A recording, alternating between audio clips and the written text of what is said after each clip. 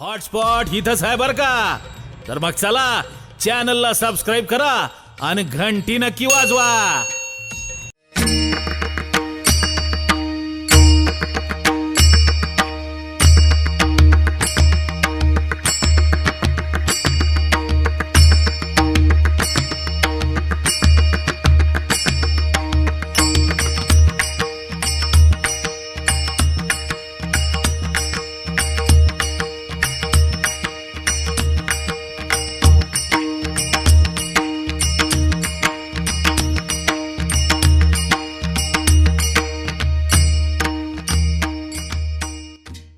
पासून केली म्हणजे धृतराष्ट्र वाच. सुरुवात आंधळ्यापासून. ज्याच्याजवळ 5वी सत्ता, 5वी बळ आणि 5वी संपत्ती असते असा माणूस डोळे असूनही आंधळा असतो. आणि म्हणून सुरुवात धृतराष्ट्रापासून केली, शेवट संजयाकडे केलेला आहे. याचं कारण असं तो नुसता डोळस नाही तर दूरदृष्टीचा आहे. कुरुक्षेत्रावर चाललेलं युद्ध आणि ते ऐकणं हे त्याला राजवाड्यात बसून शक्य होतं आणि म्हणून तो दूरदृष्टीचा आहे. संत हे दूरदृष्टीचे आहेत. श्रावण महिन्यामध्ये घरोघर पोथ्या लावल्या जातात. अशा वेळेला 1 महिनाभर कंट्रोल करावा लागतो. म्हणजे कांदा लसूण वगैरे काही खायचं नाही, त्यानंतर वाईट खायचं नाही, वाईट प्यायचं नाही. 1 महिना कंट्रोल करणं किती अवघड आहे हे जाणून त्या श्रावण महिन्याच्या आदला दिवस महत्वाचा ठेवला. भाषा कळाली तर कळून घ्या, नाही कळाली तर सोडून द्या. आणि श्रावण संपल्याबरोबर लगेच गणपती नाही, मध्ये 4 दिवसाचा गॅप आहे. विठाला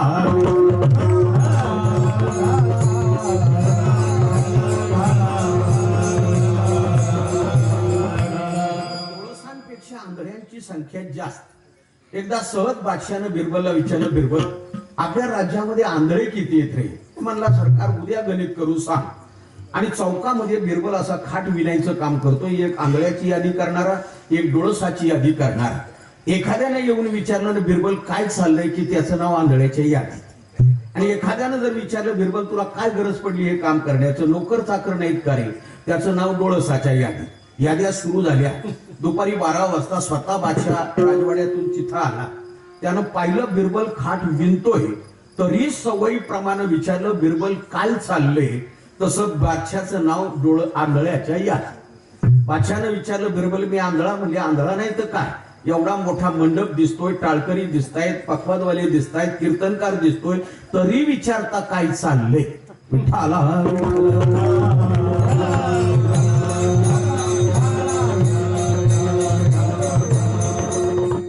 एकदा एक मनुष्य एका आंधळ्या माणसाला घेऊन गोंदवलेकर महाराजांकडे आला आणि गोंदवलेकर महाराजांना सांगितलं, महाराज आमच्या गावात सप्ताह चालू आहे, याची इच्छा आहे पारायणाला बसायचं, पण त्याला डोळे नसल्यामुळे तो काय बसू शकत नाही.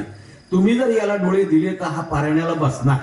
गोंदवलेकर महाराजांनी विचारलं, मला एक सांग, त्याला डोळे दिल्यानंतर तो पारायणच करील कशावरून? काय विचारलं आहे का?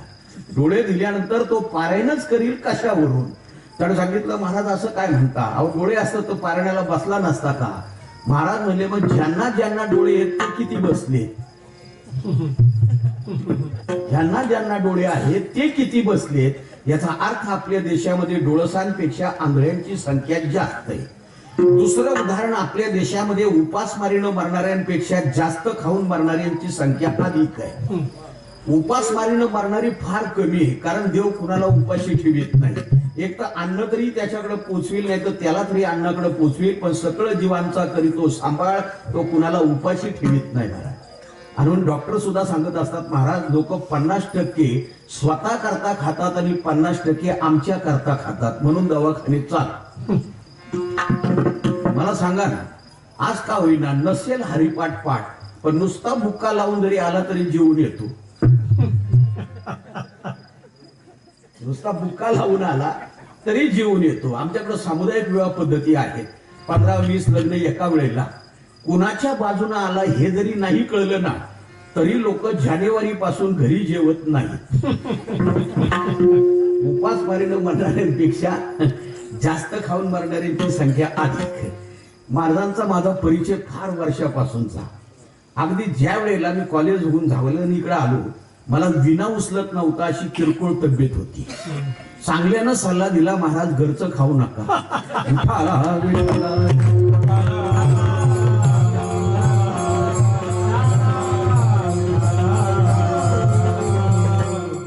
फक्त भाषा कळून घ्या, माझं कीर्तन नक्की कळेल.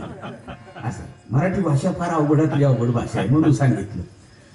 तेव्हा डोळसांपेक्षा म्हणजे या देशात उपास मारणाऱ्यांपेक्षा जास्त खाऊन मरणाऱ्यांची संख्या जास्त. आणि तिसरा भाग असा आहे, आपल्या देशामध्ये सुखापेक्षा दुःखाचा भरणा अधिक आहे.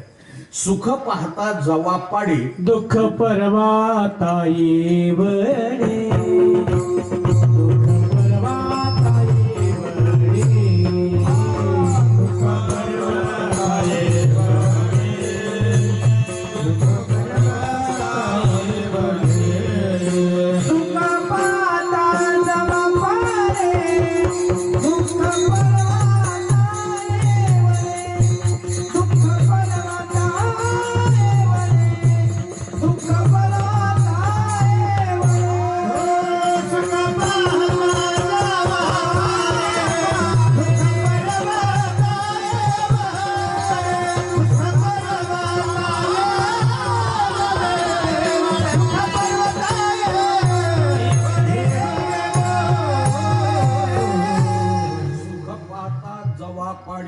सुख अतिशय थोडं पण दुःख मात्र जास्त. माऊलींनी कळावं याच्याकरता एक उदाहरण सांगितलं की एक मनुष्य त्याच्या पाठीमागं वाघ लागला म्हणून असा पळत सुटला. त्यानं मागं पळून पाहिलं, वाघ कुठपर्यंत आला, नेमका विहिरीमध्ये तो मनुष्य पडला. त्या विहिरीमध्ये झाड उगवलं होतं, त्याच्यावर तो आपटला. त्या झाडाला आग्यामुळं लागलेलं, याच्या धक्क्यानं ते अर्ध तुटलं.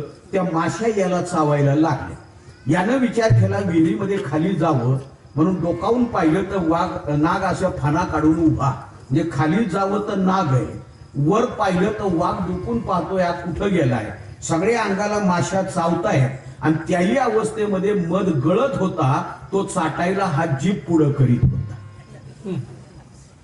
त्याच्याही पेक्षा सोप्या भाषेत मला असं वाटलं की सगळ्याच ठिकाणी आपल्याला गादीची सोय होईल असं नाही. गादीशिवाय झोप येत नाही, मग आपली आपली गादी बरोबर घेऊन जावी.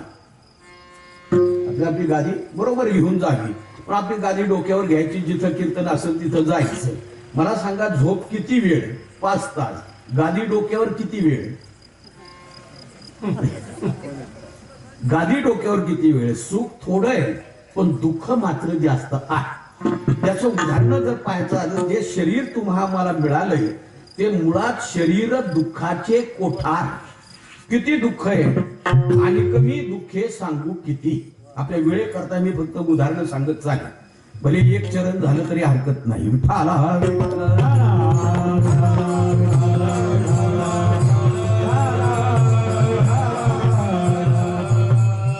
एवढी दुःख या शरीरामध्ये. माऊलींना सहज एकाने विचारलं, माऊली एवढं जर दुःखाचं कोठार आहे तर मनुष्य याच्यातून सुटण्याचा प्रयत्न का करत नाही? माऊलींनी सांगितलं आहे, एका माणसाच्या पायाला जखम झाली, त्यानं दुर्लक्ष केल्यामुळं त्याच्यामध्ये पू झाला, त्याच्यात किडे पडले, त्याची दुर्गंधी यायला लागली, लोक नाक मुठीत धरून अशी लांबून जायची.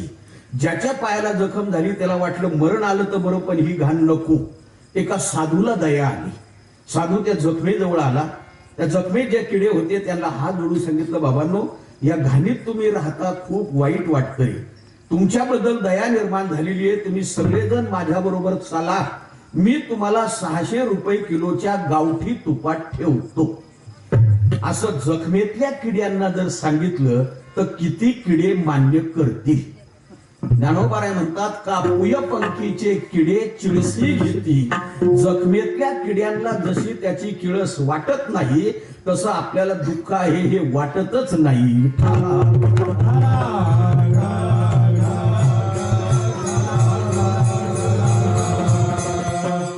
शरीर दुःखाचं कोठार असणार. मुळात स्थूल देह अपवित्र आहे, सूक्ष्म देह अपवित्र आहे, कारण देह अपवित्र आहे आणि म्हणून दुःख रूप आहे. सुस्थूल देह अपवित्र आहे. मुलगा जन्माला आला की 1.25 महिना विटाळ पाळावा लागतो. भागवतामध्ये परीक्षितीचं जन्माख्यान आहे, यावन्न छिद्दते नालम तावन नापनोती सुतकम जोपर्यंत मुलाचा नाळ कापला जात नाही तोपर्यंत सुतक म्हणजे विटाळ सुरू होत नाही. चिन्ने नालम तत पश्चात सुतकम तू विधीयते. नाळ कापला म्हणजे 1.25 महिना विटाळ पाळावा लागतो, ही अपवित्रता. 13 दिवस सुतक पाळावं लागतं, ही अपवित्रता. आणि किती चांगल्या पदार्थांचा या शरीराशी एकच दिवस संबंध येऊ द्या तरी ते टाकाऊ ठरतात. एवढा हा देह मुळात अपवित्र आहे. म्हणून दुःखाचं कोठार असणार, रोगांचं भांडारे दरवेळेला भगवान नवीन नवीन रोग पाठवून देत असतात. जुन्या काळात कॉलरा, मलेरिया, प्लेग वगैरे होते. हळूहळू ते कमी होत होत नवीन आले. आता 2 वर्षापासून स्वाईन फ्लू आला. लोक नाकाला फडकी लावून फिरायला लागली. लोकांना असं वाटलं रोग नवीन आहे, नवीन नाही. जुनाच रोग फक्त रंगरंगोटी करून पाठवून दिला. त्या स्वाईन मधला यश जर बाजूला काढला तर राहतं वाईन. स्वाईन मधला यश काढला तर राहतं वाईन. वाईननी जात नसतील तर स्वाईननी तरी जातील म्हणून पाठवला विठ्ठला.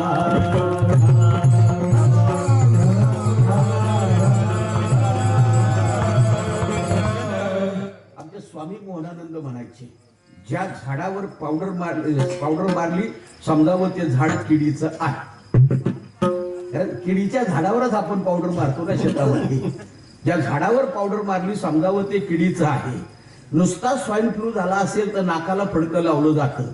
फक्त डोळे उघडे ठेवून जर अख्खं तोंड झाकलीत असेल तर रोग किती दगा बळावला आहे. कळायच्या पलीकडे विठाला.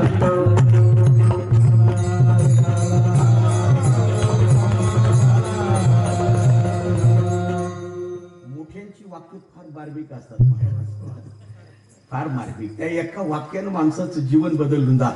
आम्ही दिवसभर बघ करतो, अनंत वाचाळ बरळती बर. 2 तास बोलल्यावर लोक म्हणतात तुम्हाला नक्की काय सांगायचं. एवढं बोलणारी आम्ही माणसं आहोत. मोठी माणसं फार कमी बोलतात. मामासाहेब दांडेकर सहज एकदा बोलून गेले, माणसं त्याच झाडाला दगड मारतील ज्याला फळं आली त्याला. ज्याला फळंच आली नाही त्याला उगाच कोण दगडी मारणार. म्हणून सरकार असं हुशार आहे, ज्या झाडाला कधी फळ येणार नाही तीच झाडं रस्त्याच्या कडेला लावतं. हॉटस्पॉट इथंच आहे बर का.